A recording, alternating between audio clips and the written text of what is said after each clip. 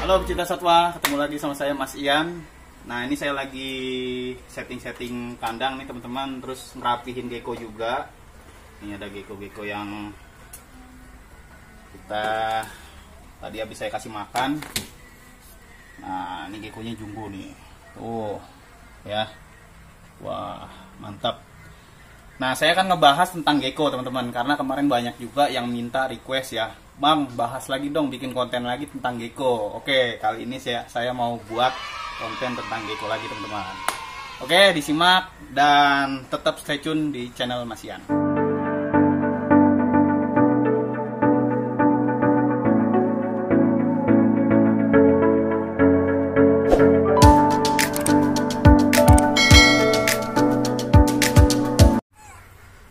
Oke teman-teman, jadi saya akan ngebahas tentang gecko ya.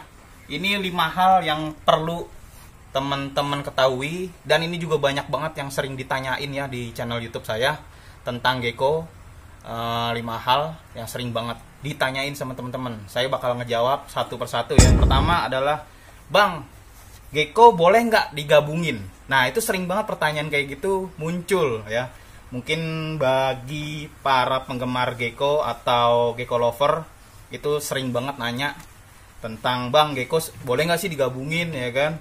Nah sebenarnya gecko itu kalau saya pribadi ya menyarankan untuk dipisah ya, dipisah aja, jangan digabung. Karena kalau digabung itu sebenarnya boleh ya, ada bolehnya juga, tetapi hanya untuk gecko yang ukurannya sama. Satu itu ukurannya sama, dan kedua juga geckonya harus semuanya kelaminnya female teman-teman ya.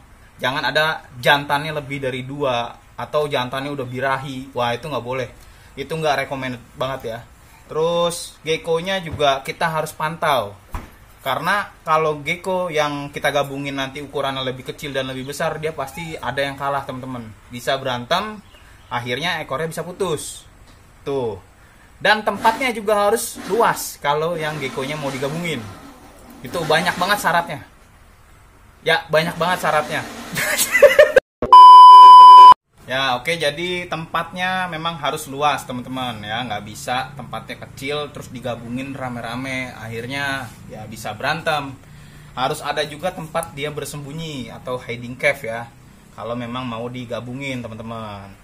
Itu aja. Terus pertanyaan kedua yang sering ditanyain, Bang, gecko perlu lampu nggak? Nah, perlu lampu atau enggak? Sebenarnya lampu itu fleksibel ya. Nggak perlu gecko itu pakai lampu yang UVA, UVB kayak gitu, itu nggak perlu teman-teman. Aduh nih, geckonya bandel banget, pakai lari-lari mulu. Oke. Ini saya taruh aja deh.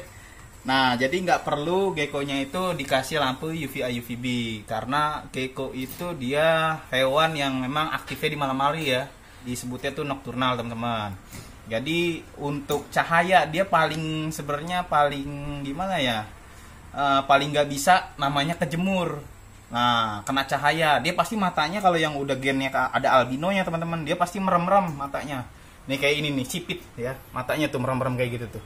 Nah itu tuh merem-merem. Ini karena dia sensitif pada cahaya. Jadi kalau dikasih lampu boleh-boleh aja, lampu yang biasa. Itu hanya untuk membantu penerangan ya, kalau saat kita ngasih makan atau saat ngeliatin dia. Itu aja teman-teman. Terus pertanyaan ketiga yang sering ditanyakan, Bang, alas gecko yang baik apa sih? Nah, alas gecko itu udah sering saya bahas ya di channel saya sebelumnya, tentang alas gecko yang sering dipakai. Kalau saya pribadi, alas itu ada macam-macam ya teman-teman. Dari kecil saya biasa pakai tisu. Kalau baru netes kayak gitu, masih kecil, saya pakai tisu. Tisunya itu kita basahin supaya kenapa? Supaya lembab. Dan udah agak besar, kita boleh pakai dolomit atau pakai kertas. Jadi banyak pilihannya.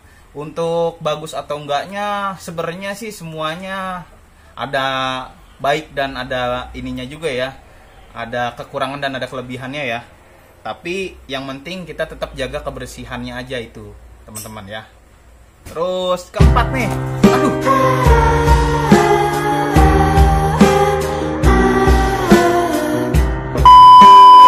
dijatuh lagi.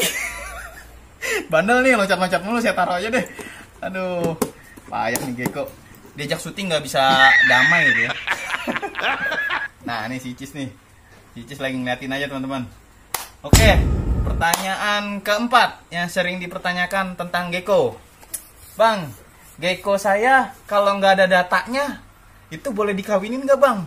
Nah ini dia, kalau nggak ada datanya itu kalau saya bilang itu namanya lost data ya. Terus data asal usulnya itu udah nggak jelas teman-teman. Kalau dikawinin nanti anaknya ya turun temurunnya dia itu juga bakal nggak jelas, alias lost data juga. Jadi nggak punya data yang konkret gitu loh. Kayak ibarat kata ini anaknya siapa kan gitu. Nah susah dah tuh, mau dibikin kakak juga nggak bisa. Kartu keluarga nggak bisa coy, KTP apalagi ya kan. Nah, jadi perlu wajib kalau teman-teman beli gecko harus datanya yang lengkap. Oke. Terus untuk pertanyaan kelima. Nah, ini sering juga ditanyain sama teman-teman semua. Bang, umur gecko yang siap untuk dikawinkan itu umur kisaran berapa? Gitu. Jadi ini saya jawab di sini supaya enak aja ya teman-teman. Umur yang siap dalam mengawinkan gecko, ovulasi pertama di betina gecko itu pada umur kisaran 6 sampai 7 bulan ya. Itu udah ovulasi pertama di gecko betina. Tapi untuk jantan biasanya dia lebih agresif atau lebih siap ya, siap kawin itu pada kisaran 1 tahunan ya teman-teman. Jadi alangkah lebih baiknya itu di umur 1 tahun baru kita siap untuk breeding.